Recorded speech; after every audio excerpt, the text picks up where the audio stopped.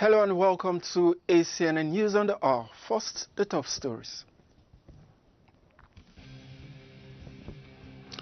The Diocesan Bishop Anglican Missionary Congregation Europe, the Right Reverend Dr. Gideon Chukwudalu Ilechukwu, has expressed dissatisfaction in the use of social media platform by some clergy to attack the Anglican Church. The Diocesan Medical Advisor, Anglican Diocese of Lagos, Dr. Claudius Oredoba, encouraged people to go for comprehensive tests and avoid sedentary lifestyles.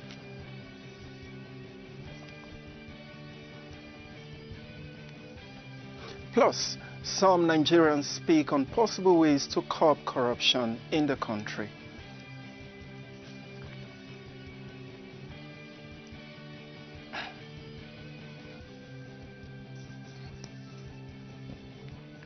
And now to the news in details. The Diocesan Bishop Anglican Missionary Congregation AMC Europe, the Right Reverend Dr. Gideon Chukwudalu Ilechukwu, in a pastoral directive issued to all clergy, has expressed dissatisfaction as some clergy have used social media platforms as avenues to attack the Anglican Church, and particularly the Church of Nigeria Anglican Communion. Bishop Ilechukwu directed, and I quote, that on no account should any priest under our episcopal oversight employ social media to speak against, attack, or malign the Church of Nigeria or its leadership, asserting that such conduct is not only uncharitable, but it also undermines the unity of the body of Christ and brings the sacred priesthood into disrepute. And if any priest within the diocese harbors grievances, displeasure, or strong concern about the Church of Nigeria, the proper course of action is not through public outbursts on social media, but through established ecclesiastical channels. In such matters, you are hereby instructed to communicate formally with my office, either through the Clerical Synod Secretary, the Administrative Secretary, or the Bishop Personal Assistant. Every priest must remember that we are called to be ambassadors of Christ, minister of reconciliation, and guardian of the unity of the Church. Public attack and reckless word on digital platform betrays this holy calling. End of quote. Bishop Ilechukwu further urges all the clergy to exercise restraint, discipline, and maturity in all public communication, especially on social media, advising there to be examples to the flocks of Christ, reflecting humility, obedience, and reverence for the Church we serve. He prayed for the Lord to grant them wisdom and grace to serve faithfully in his vineyard, adding the directive is binding and take immediate effect.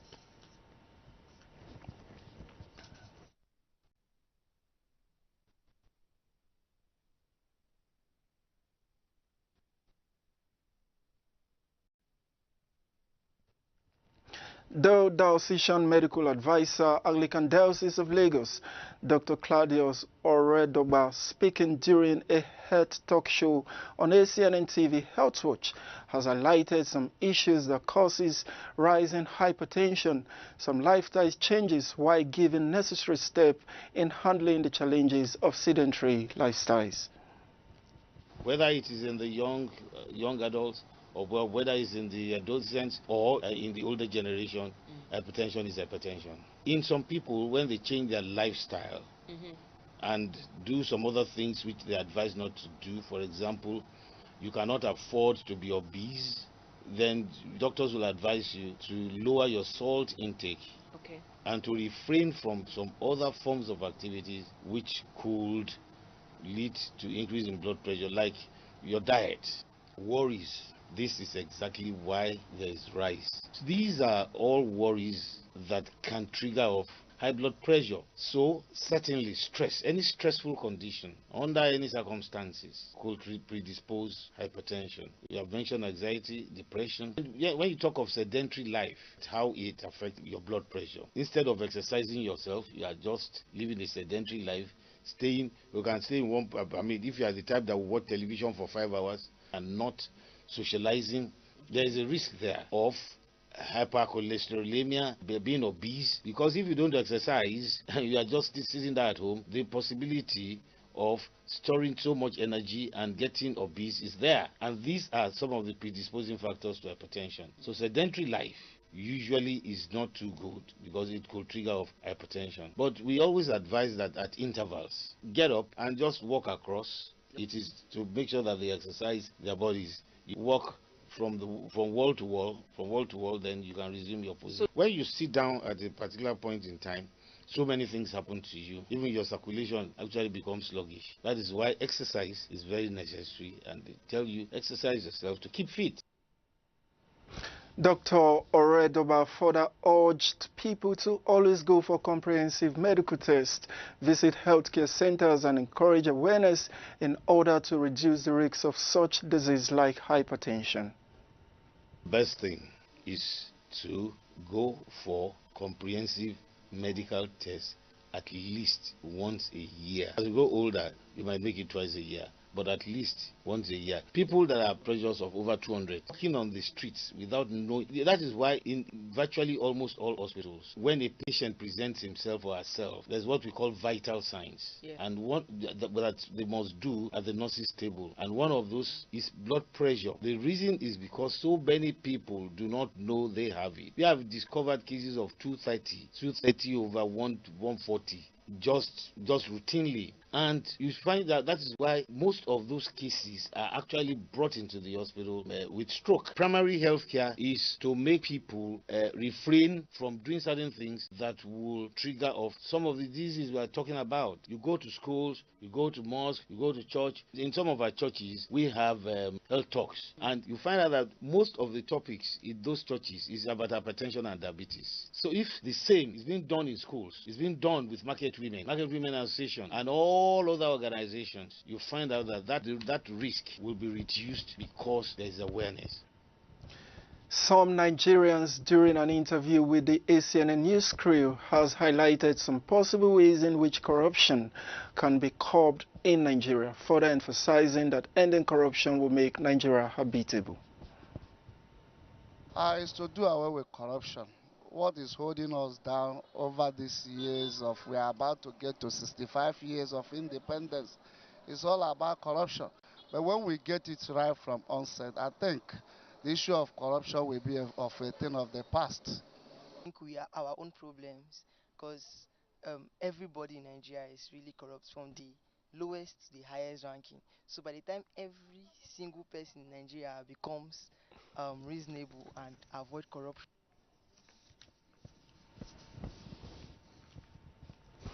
The defense headquarters has stated that troops arrested over 120 criminals, including 26 terrorist collaborators, and rescued 41 kidnapped victims in a nationwide operation conducted between September 14th and 22nd. Speaking with reporters in Abuja, the Director of Defense Media Operation, Major General Marcus Ganye, said that the operation took place across all theaters: the northeast, northwest, north central, south-south, and southeast. He gave details that in the northeast, Operation Hardenkai freed 3 hostages, arrested 26 terrorist collaborators, and neutralized Boko Haram ISWAP fighters in Borno, Yobe, and Adamawa, while troops of Operation Fasanyama in the northwest rescued 14 victims, killed terrorists across 5 states, and captured notorious kingpin Malam Abubakar Ahmadu with 6 accomplices. In the north central Operation Enduring Peace, arrested 52 suspects in Plateau and Kaduna while freeing 9 hostages. Operation Wise Stroke rescued 8 others in Benue, Taraba, Kogi, Nasarawa, and the FCT. Also nabbing high-profile kidnapper Saswan Woyona in the South-South. It also reported that Operation Delta Save destroyed 16 illegal refining sites, foiled oil theft worth 19.75 million. Arrested 19 suspects and rescued 5 victims, while troop of Operation Udoka in the southeast rescued and explosive. Major General Marcos Kanye professionalism, urging the public to support the military with timely intelligence.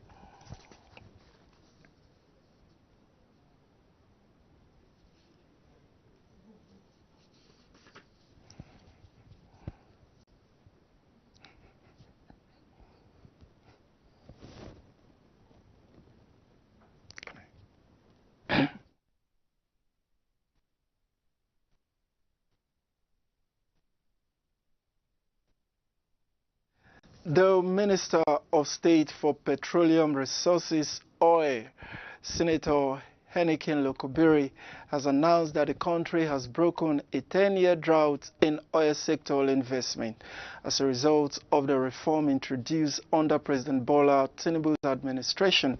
Lokobiri disclosed this in a statement issued by Special Advisor on Media and Communication, Nemeka Okafor. Following his keynote address at the United States Nigeria Council session on oil sector collaboration held on the sideline of the ongoing United Nations General Assembly in New York. According to the minister, the period of stagnation, crippled growth, eroded investor confidence, and left several oil blocks inactive. He, however, stressed that the recent policy changes have repositioned Nigeria as an attractive destination for global energy investments. He said, at the heart of Nigeria's renewed energy agenda is a clear and deliberate policy direction to open the oil sector to deeper, smarter, and more strategic partnership, adding that the time to invest is not just now, it is right. Lokobiri explained that for over 10 years prior to President Tinubu's leadership, Nigeria did not record any new investment in its oil sector and noted that this trend has reversed with fresh commitments now running into billions of dollars. He said all inactive blocks during the period of no investment are now in the basket and up for grabs, and they have a long-standing relationship with the United States and U.S. companies. Recent government actions, including the removal of fuel subsidy, the regulation of the downstream sector, and renewed emphasis on gas monetization, have also been flagged as proof of Nigeria's seriousness in reforming its oil industry. Lokobiri noted that these reforms are already restoring confidence among international partners and are targets. The minister further stressed that Nigerians' reform are not only enhancing domestic production, but also positioning the country as a dependable energy hub across West Africa and the continent at large. He urged global investors to seize the opportunity emerging from Nigeria's rapidly transforming oil and gas industry, stressing that the sector's success also contributes to regional stability and global energy security.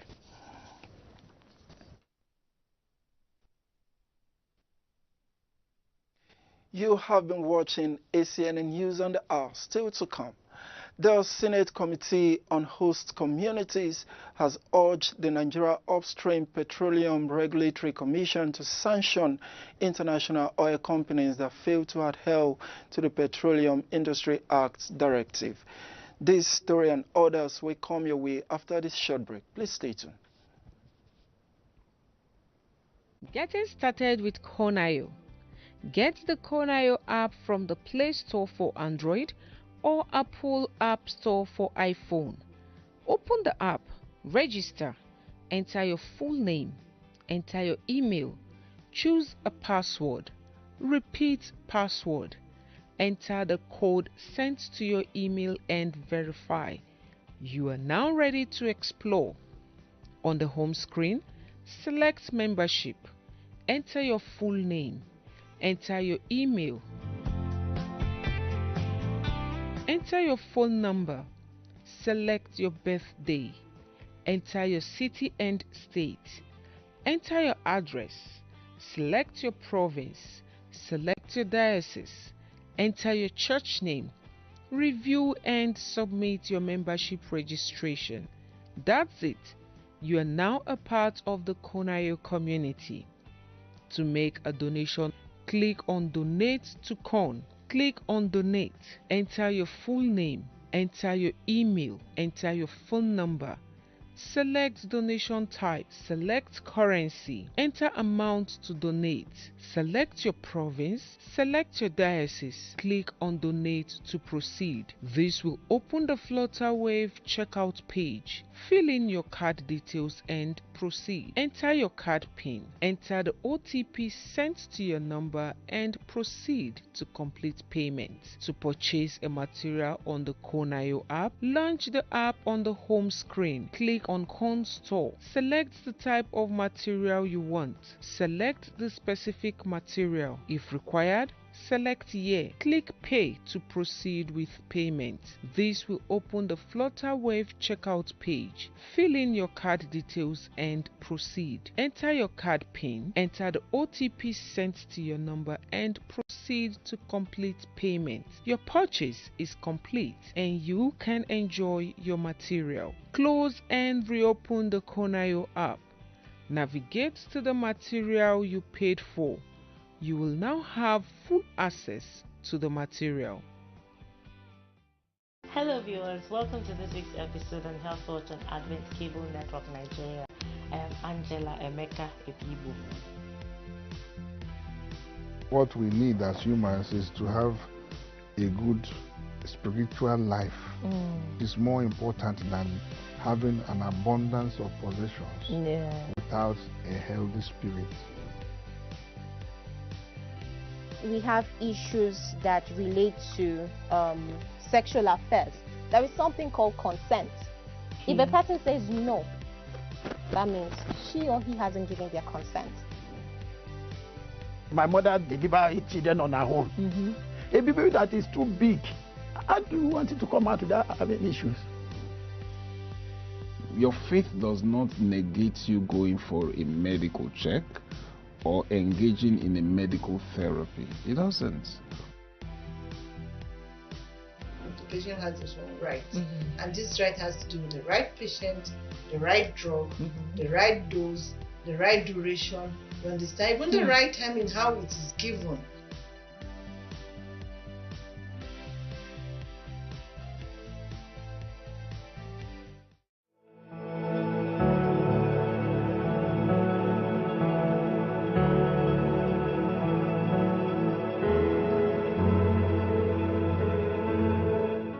In terms of true worship, we must seek the Lord. We will not be able to come with all our perfections. We will recognize as superseding every other gift. So love, in essence, is very important. Our position is who we are. Our disposition is the way we relate to who we are. So it's not about your position, it's also about your disposition. People of God, I want to tell you that no matter who you are, no matter your position, your status, you have encountered that superior power, the efficacious power of the blessing. It says this God hears prayers, and then he expands the limits of whose prayer is heard.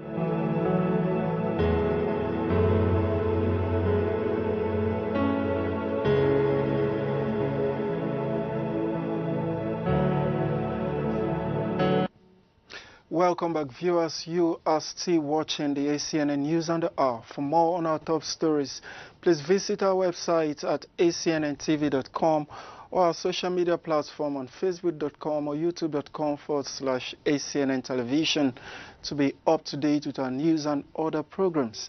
Download the ACNN TV app, Avo TV app, NetNinja TV app, Limex World TV app, or Android TV app from Google Play Store or iOS Store. You can also advertise your goods and services on ACNN TV.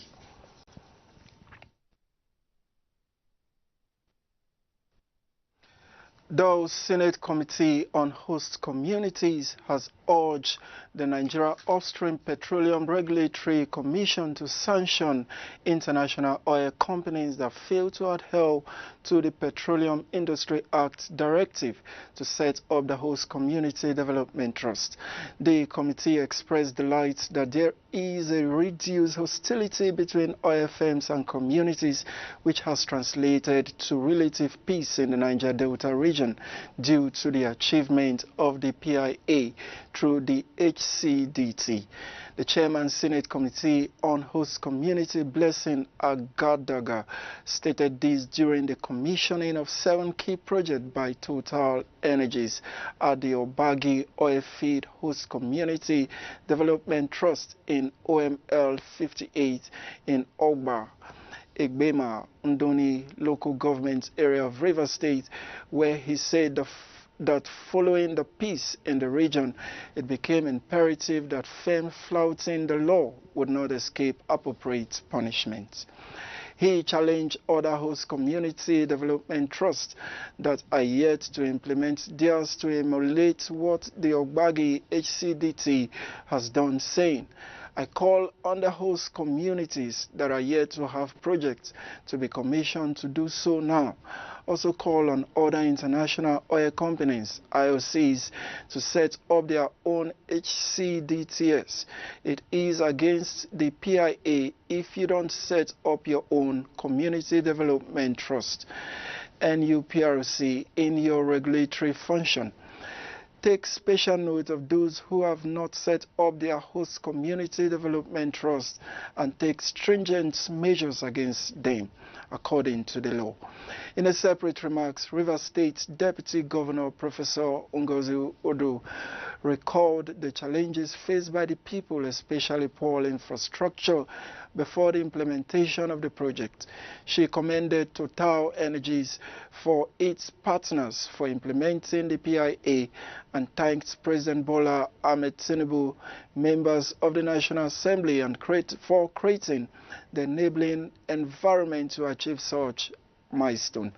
Also, the Managing Director of Total Energies E&P Nigeria Limited, Matthew Boyer, stated that within the Community Development Plan of the HCDT, a total of 539 projects were identified and approved for implementation across 64 host communities.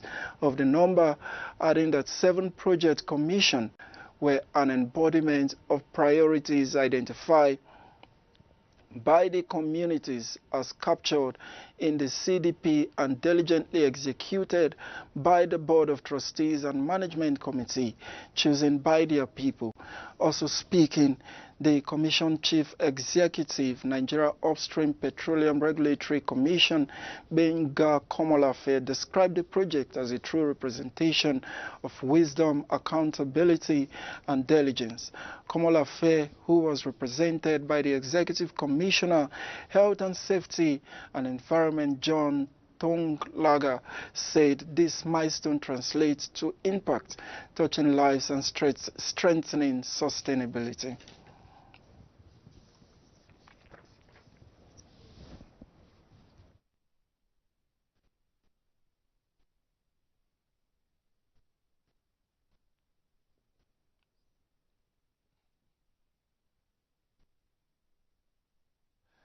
The Conference of European Churches, in cooperation with the World Council of Churches, WCC, has organized a European online pre-conference for the 6th World Conference on Faith and Order, TAG, Where Now for Visible Unity, a session on Economical Council of Nicaea and its significance for church unity, reflected on the Nicene Creed as a foundation for faith and witness in time of crisis.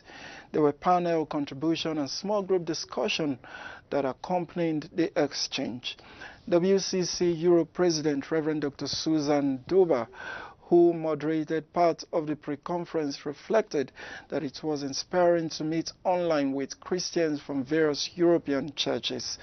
She said that the spirit of dialogue was deep and warm as they shared their commitment to seeing the mind of Christ together in a European context that is increasingly secularized and where political division are polarized, adding that they have a common foundation of faith in the Nicene Creed.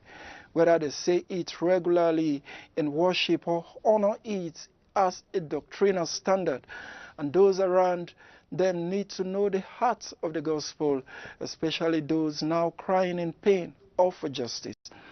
Droba added that the time is pressing and unity cannot wait, saying, and I quote, "As we prepare for the World Council of Churches' 6th World Conference on Faith and Order, this insight impels us in Europe to participate fully with hope for outcome that will bring real changes." End of quote.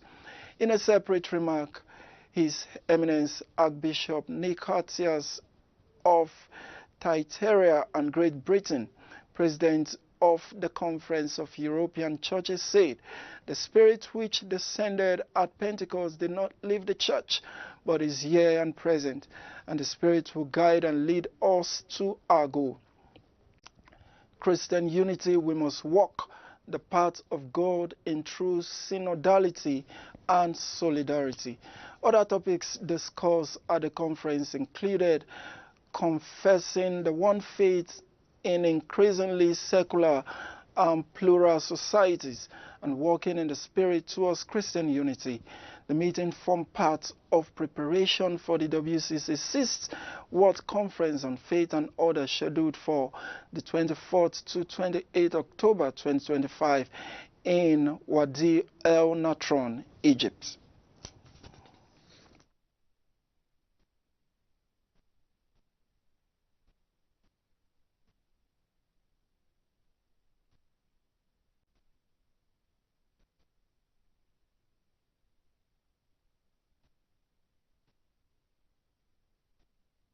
And now to the world of sports. Following Nigeria's poor representation and low medal ranking at the just concluded 2025 World Athletic Championship, a sports analyst Dr. Idesiri Izu has called on the Ministry of Sport to take actions which should be accompanied with consequences when there is negligence in the call of duty of some sports administration bodies.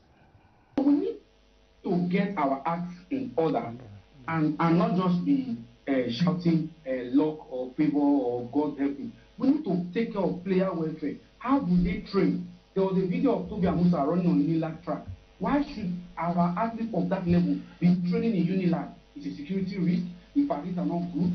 So now, when you compare how with those who get there, so you now have to rely on the strength, the mental strength or individual motivation of the athlete. If you look at those who went for the contingent, how many were raised in Nigeria?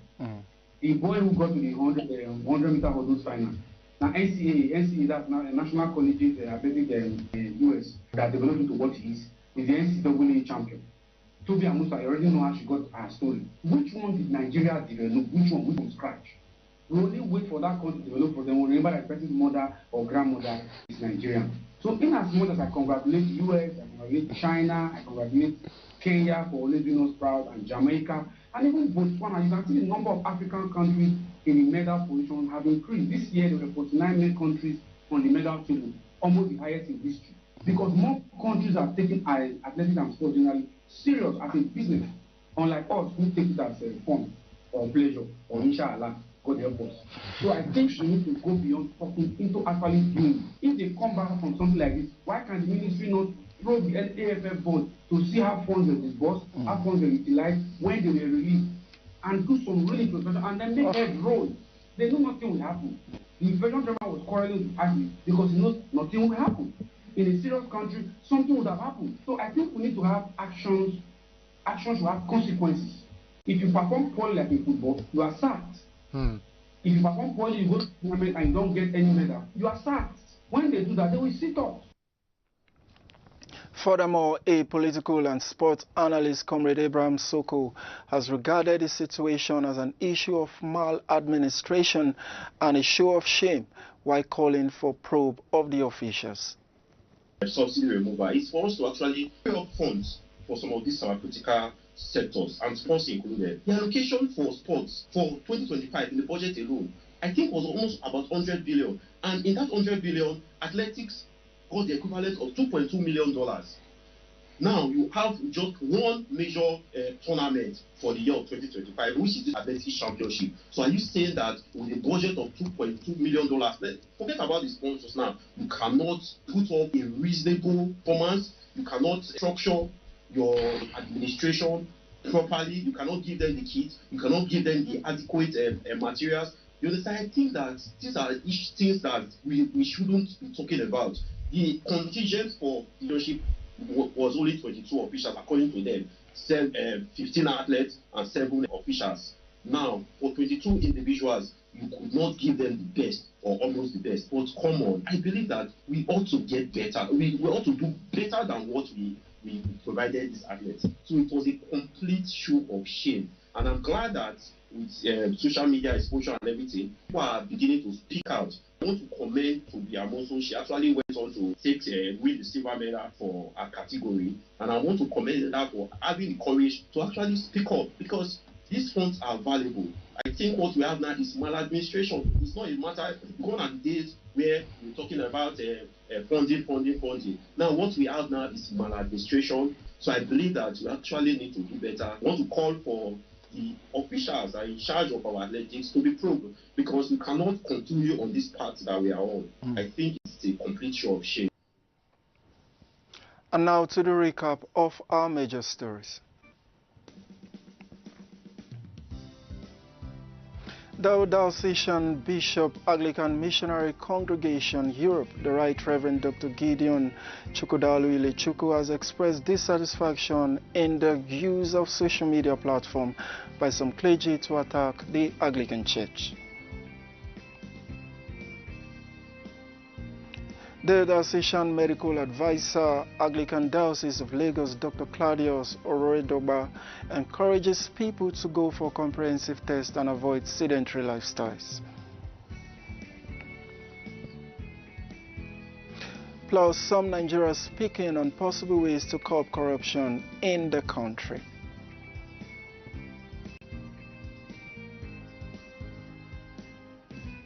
And that is it on ACNN News on the Hour. Thank you for watching. I am Godwin Ujiri. Do have yourself a blessed weekend.